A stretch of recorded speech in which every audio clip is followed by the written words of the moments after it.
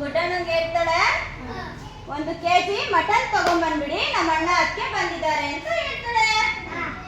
ಅದಕ್ಕೆ ಸರಿ ಆಯ್ತು ಅಂತ ಅಧ್ಯಕ್ಷ ಗುಡ್ಡಣ್ಣ ತಗೊಂಡ್ ಬಂದ್ಬಿಡ್ತಾನೆ.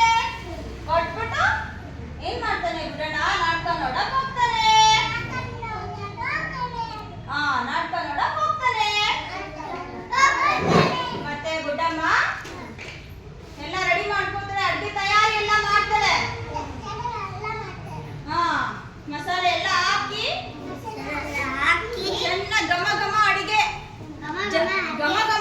ಎಲ್ಲ ಮಾಡಿ, ಮಟನ್ ಸಾಂಬಾರ್ ಮಾಡಿ, ಊಟದ ತಯಾರಿ ಎಲ್ಲ ಮಾಡಿ ಅಣ್ಣ ಅತ್ತಿಗೆ ಬಡಿಸ್ತಾಳೆ. ಮತ್ತೆ ಅಣ್ಣ ಅತ್ತಿಗೆ ಹೊಟ್ಟೆ ತುಂಬಾ ಚೆನ್ನಾಗಿದೆ ಅಂತ ಹೇಳಿ ಊಟ ಎಲ್ಲ ಮುಗಿಸ್ತಾರೆ. ಮುಗಿಸಿ ಅವ್ರ ಊರಿಗೆ ಹೊರಡ್ತಾರೆ.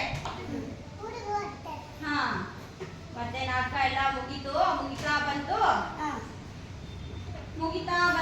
ಗುಡ್ಡಣ್ಣ ನಾಟಕ ಮುಗಿತಾ ಮನೆಗೆ ಹೋಗೋಣ ಅಂತ ಬರ್ತಾನೆ. ಬಂದ್ಬಿಟ್ಟು ದೊಡ್ಡಮ್ಮಂಗೆ ಹೇಳ್ತಾನೆ, ತತ್ತ ಊಟ ಇಲ್ಲಿ ಅಂತ. ಗುಡ್ಡಮ್ಮ ತಂದು ಕೊಡ್ತಾಳೆ ಊಟನ. ಮತ್ತೆ ರುಚಿಕರವಾದ ಊಟ. ಗುಡ್ಡಣ್ಣ ಎಲ್ಲ ತಿಂತಾನೆ. ಅವಾಗ ಈ ಸ್ವಲ್ಪ ತಗೊಂಬ ಇಲ್ಲಿ ಗುಡ್ಡಮ್ಮ ಅಂತ ಕೇಳ್ತಾನೆ. ಗುಡ್ಡಮ್ಮ ಹೇಳ್ತಾಳೆ, ಅಷ್ಟೇ ಇರೋದು, ಹಿಂದೇಳ ಮೇಲೆ ಅಂತ. ಮತ್ತೆ ಗುಡ್ಡಣ್ಣ ಕೋಪ ಬಂದ್ಬಿಡುತ್ತೆ, ಇದೇನಿದು ನನಗೆ ಹೀಗೆ ಇರ್ತೀಯಾ ಅಂತ. ಮತ್ತೆ 1-2 ಏಟು ಹೊಡಿತಾನೆ ಗುಡ್ಡಮ್ಮಂಗೆ. ಮತ್ತೆ ಗುಡ್ಡಮ್ಮ ಏನ್ ಸೋಲಿಲ್ಲ, ಬೈತಾಳೆ ಗುಡ್ಡಣ್ಣನ್ಗೆ. ನನ್ಗೆ ಬೈತಿ ಅಂತ ಅಂದ್ಬಿಟ್ಟು ಏನ್ ಮಾಡ್ತಾನೆ ಗುಡ್ಡಣ್ಣ, ದಪ್ಪ ದೊಣ್ಣೆ ತಗೊಂಡ್ಬಂದು ಡಬಾ ಡಬಾ ಡಬಾ ಡಬಾ ಹೊಡಿತಾನೆ. ಹೊಡೆದು ಏನ್ ಮಾಡ್ತಾನೆ ಗುಡ್ಡಣ್ಣ, ಮನೆಯಿಂದ ಆಚೆ ಹತ್ಬಿಡ್ತಾನೆ ಗುಡ್ಡಣ್ಣ. ಮತ್ತೆ ಗುಡ್ಡಮ್ಮ ಹತ್ಕೊಂಡು ಎಲ್ಲ ಕಿತ್ಕೊಂಡ್ಬಿಟ್ಟಿರ್ತಾನೆ ಗುಡ್ಡಮ್ಮ ಹತ್ರ. ಓಲೆ ಒಡವೆ ಗಿಡ್ವೆ ಎಲ್ಲ ಕಿತ್ಕೊಂಡ್ಬಿಟ್ಟು, ಹೋಗು ನೀನ್ ತವ್ರ ಮನೆಗೆ, ವರದಕ್ಷಿಣೆ ತಗೊಂಬ, ದುಡ್ಡು ತಗೊಂಬ, ಒಡವೆ ತಗೊಂಬ ಅಂತ ಹೇಳಿ ಗುಡ್ಡಣ್ಣ ಏನ್ ಮಾಡ್ತಾನೆ, ಮನೆಯಿಂದ ಆಚೆ ದಪ್ತಾನೆ. ಮತ್ತೆ ಗುಡ್ಡಮ್ಮಂಗೆ ಅದು ದುಃಖ, ತಡಿಲಾರದ ದುಃಖ. ಕಣ್ಣೀರೆಲ್ಲ ಒರೆಸ್ಕೊಂಡು ತವ್ರ ಮನೆಗೆ ಹೋಗ್ತಾಳೆ. ತವ್ರ ಮನೆಗೆ ಹೋದ್ಮೇಲೆ ಅಷ್ಟೇನು ಗುಡ್ಡಣ್ಣ ಒಬ್ಬನೇ ಮನೆ. ಮತ್ತೆ ಸ್ವಲ್ಪ ಹೊತ್ತು ಮಲಗ್ಬಿಡ್ತಾನೆ ಗುಡ್ಡಣ್ಣ. ಮಲಗಿದ್ಮೇಲೆ ಮನೆಯಲ್ಲಿ ಕೋಳಿ ಎಮ್ಮೆ ಎಲ್ಲ ಬಡ್ಕೊಂತ ಇದ್ದಾವೆ. ಮತ್ತೆ ಗುಡ್ಡಣ್ಣಂಗೆ ಎಚ್ಚರ ಆಗುತ್ತೆ. ಸ್ವಲ್ಪ ಎಚ್ಚರ ಆದಾಗ ನೋಡ್ತಾನೆ ನಾನೊಬ್ಬನೇ. ಮತ್ತೆ ಎಮ್ಮೆ ಬೇರೆ ಬಡ್ಕೊಂತ ಇರುತ್ತಲ್ಲ, ಕಟ್ಬೇಕು, ಕೋಳಿಗೆಲ್ಲ ಮೇವು ಹಾಕ್ಬೇಕಲ್ಲ. ಎದ್ದೇಳ್ತಾನೆ, ಹಂಗೋ ಹಿಂಗೋ ಮಾಡಿ ಎದ್ದು ಕೋಳಿ ಮೇವು ಹಾಕಿ ಆಚೆ ಓಡಿಸ್ಬಿಡ್ತಾನೆ. ಮತ್ತೆ ಎಮ್ಮೆ ಇರುತ್ತಲ್ವಾ, ಹೊಲದತ್ರ ತಗೊಂಡೋಗಿ ಕಟ್ಬಿಡ್ತಾನೆ. ಮತ್ತೆ ಅವ್ರ ತೋಟದಲ್ಲಿ ತುಂಬಾನೇ ಜೋಳ ಬೆಳೆದಿರ್ತಾರೆ. ಇಲ್ಲ ಜೋರ್ ಬೆಳೆದು ನಿಂತಿರುತ್ತೆ. ಆಮೇಲೆ ಎಮ್ಮೆ ಕಟ್ಬಿಟ್ಟಿರ್ತಾನಲ್ಲ, ಮತ್ತೆ ಮಲಗ್ಬಿಡೋಣ ಸ್ವಲ್ಪ ಹೊತ್ತು ನೆಮ್ಮದಿಯಾಗಿ ಅಂತ ಹೋಗಿ ಬದಿ ಮೇಲೆ ಮಲ್ಕೊಂಡ್ಬಿಡ್ತಾನ. ಅವನು ಮಲ್ಕೊಂಡಿರ್ತಾನೆ.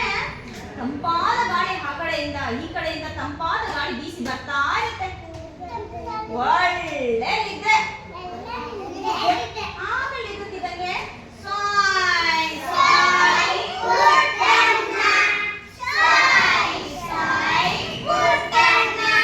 ಗುಡ್ಡಣ್ಣ ಮತ್ತೆ ಎಚ್ಚರ ಆಗುತ್ತೆ. ಇದೇನಿದೆ ನನ್ನ ಗುಡ್ಡಣ್ಣ ಅಂತ ಯಾರು ಕೂಗ್ದಂಗಾಯ್ತಲ್ಲ ಅಂತ. ಮತ್ತೆ ಅದೇ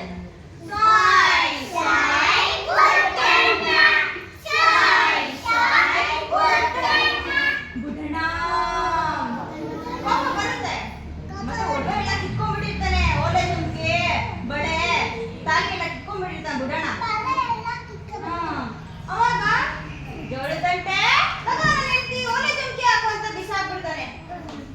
ಮತ್ತೆ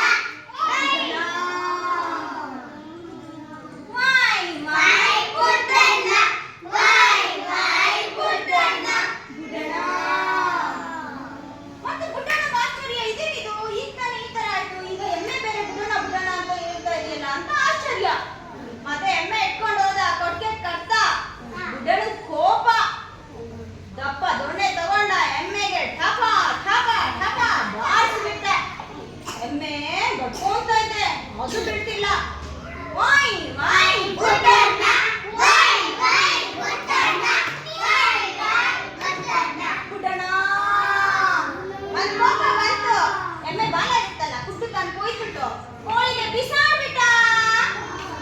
ಅದು ಹುಂಜ ಬಣ್ಣ ಕೋಳಿಗಳು ಎಲ್ಲ ಇದ್ದಲ್ಲ, ಒಂದು ಹುಂಜ ಅದನ್ನ ಕುಕ್ಕಿ ಕುಕ್ಕಿ ತಿಂದ್ಬಿಡುತ್ತೆ. ಕುಕ್ಕಿ ಕುಕ್ಕಿ ತಿಂದ್ಬಿಡುತ್ತೆ. ಮತ್ತೆ ಅವ್ರನ್ನ ಸ್ಟಾರ್ಟ್ ಮಾಡೋದು. ಕಾಕ ಕಾಕ ಬುಡಣ್ಣ, ಕಾಕ ಕಾಕ ಬುಡಣ್ಣ, ಬುಡಣ್ಣ.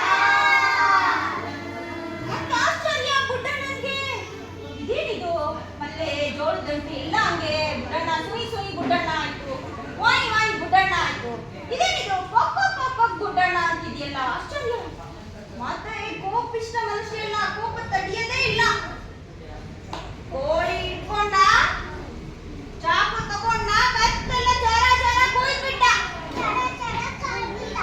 ಕುಕ್ಕ ಎಲ್ಲ ತರ್ಸ್ಬಿಟ್ಟ.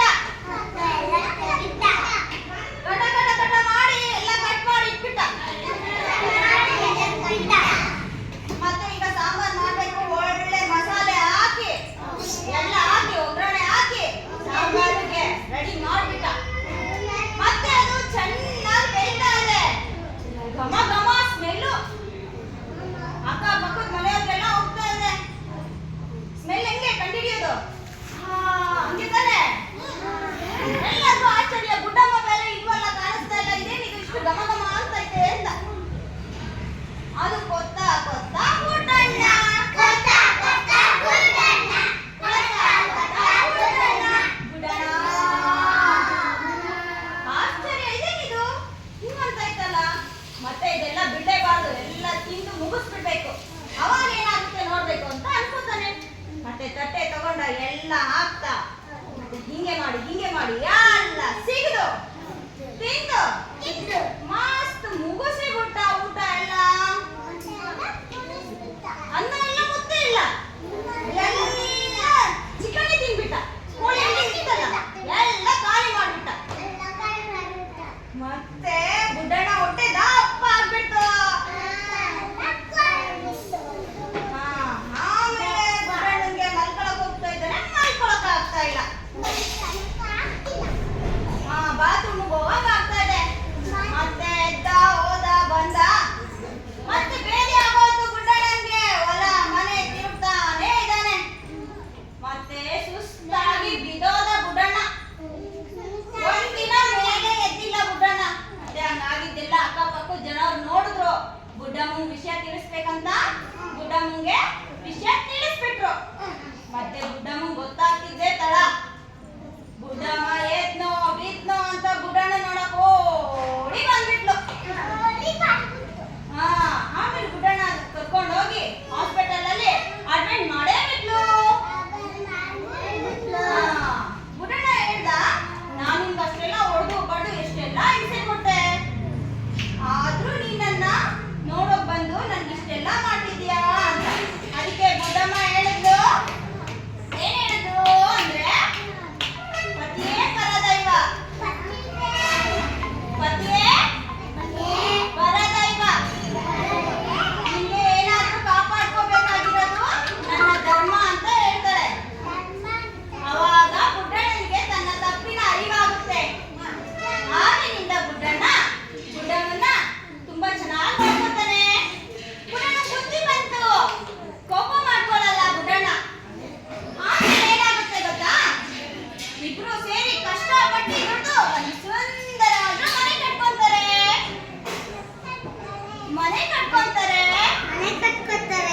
ಬುಡಣ್ಣ ಬುಡಮ್ಮಂಗೆ ಒಬ್ಬ ಮಗ ಒಬ್ಬ ಮಗಳು ಜನಿಸ್ತಾರೆ. ಆಮೇಲೆ ಅವರು ಸುಖಕರವಾದ ಸಂಸಾರನ ನಡೆಸ್ತಾ ಹೋಗ್ತಾರೆ. ಚೆನ್ನಾಗಿತ್ತ ಮಕ್ಕಳ ಕತೆ? ಓಕೆ, ಕ್ಲಾಸ್ ಮಾಡಿದ್ರೆ.